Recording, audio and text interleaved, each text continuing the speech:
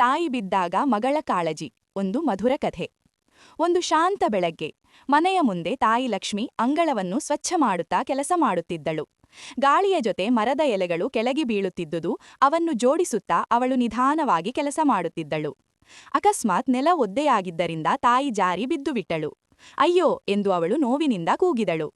ಅದನ್ನು ಮನೆಯೊಳಗೆ ಆಟ ಆಡುತ್ತಿದ್ದ ಚಿಕ್ಕ ಮಗಳು ಪಾಪು ಕೇಳಿತು. ಅವಳು ತಕ್ಷಣ ಓಡುತ್ತಾ ಹೊರಗೆ ಬಂದು ನೋಡಿದಳು.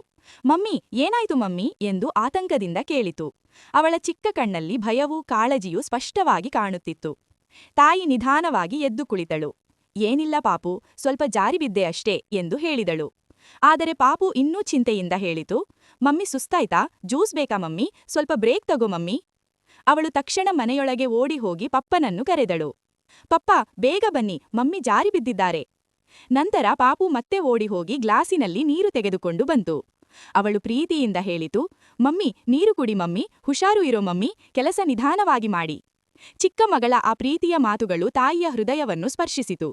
ತಾಯಿ ಪಾಪುವನ್ನು ತನ್ನ ಮಡಿಲಿಗೆ ಹಚ್ಚಿಕೊಂಡು ಹೇಳಿದಳು, ನನ್ನ ಪಾಪು ಇದ್ದರೆ ನನಗೆ ಯಾವತ್ತೂ ಭಯವಿಲ್ಲ. ಅವಳ ಕಣ್ಣಲ್ಲಿ ಸಂತೋಷದ ಕಣ್ಣೀರು ಮಿನುಗಿತು. ಆ ಕ್ಷಣದಲ್ಲಿ ತಾಯಿಗೆ ಗೊತ್ತಾಯಿತು, ತನ್ನ ಮಗಳ ಪ್ರೀತಿ ತನ್ನ ದೊಡ್ಡ ಶಕ್ತಿ ಎಂದು.